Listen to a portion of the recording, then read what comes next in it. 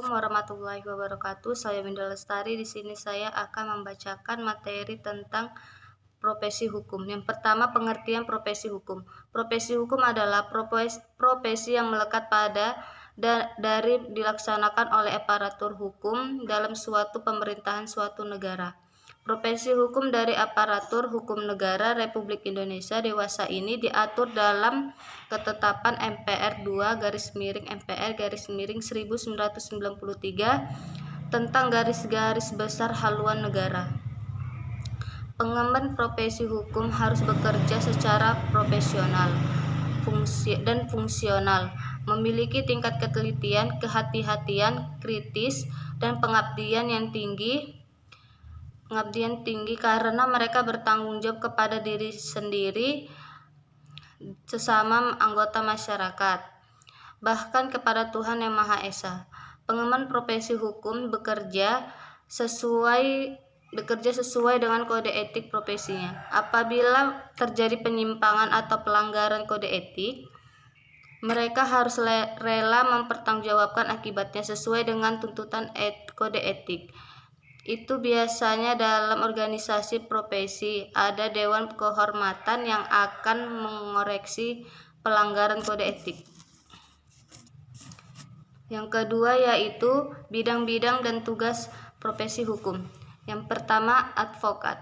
Menurut Undang-Undang Nomor 18 Tahun 2003, Pasal 18, advokat adalah orang yang berprofesi memberi jasa hukum baik di dalam maupun di luar pengadilan yang memiliki persyaratan berdasarkan ketentuan undang-undang ini. Pemberian jasa hukum yang dilakukan oleh advokat memberikan konsultasi hukum, bantuan hukum, menjalankan kuasa, mewakili, mendampingi, membela, dan melakukan tindakan hukum lain untuk kepentingan klien dengan mendapatkan honor atau imbalan atas jasa hukum yang diterima berdasarkan kesepakatan dengan dan memberikan jasa hukum secara cuma-cuma kepada klien yang tidak mampu. Yang kedua, arbiter. Menurut Undang-Undang Nomor 30 Tahun 1999 Pasal 1, arbiter adalah seseorang lebih yang dipilih oleh para pihak bersengketa atau ditunjuk oleh pengadilan atau lembaga arbitrase untuk memberikan putusan mengenai sengketa tertentu. Jadi, dalam suatu sengketa, arbiter akan menyelesaikan sengketa yang sifatnya final dan mengikat dan dilakukan secara di luar pengadilan. Yang ketiga, hakim. Banyak sekali definisi hakim yang beredar, bahkan juga di berbagai undang-undang. Namun definisi hakim pada umumnya merupakan orang yang ditunjuk dalam hal memeriksa, mengadili perkara dan memutuskan perkara tersebut.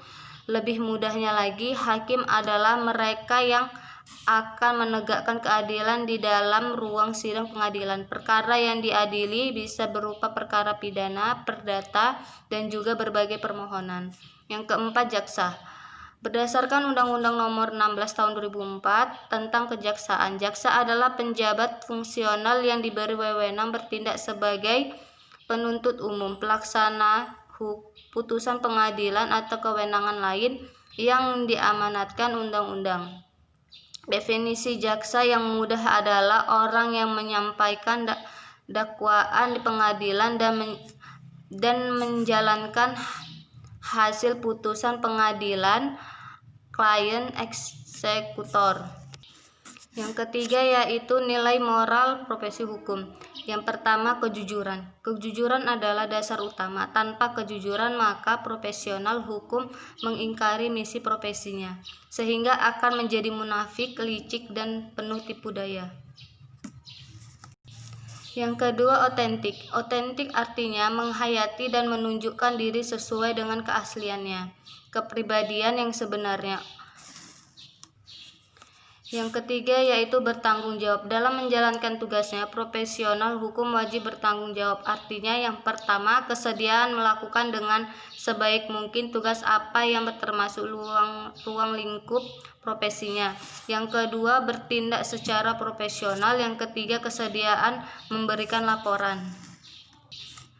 Yang keempat yaitu kemandirian moral. Kemandirian moral artinya tidak mudah terpengaruh atau tidak mudah mengikuti pandangan moral yang terjadi di sekitarnya, melainkan membentuk penilaian dan mempunyai pendirian sendiri.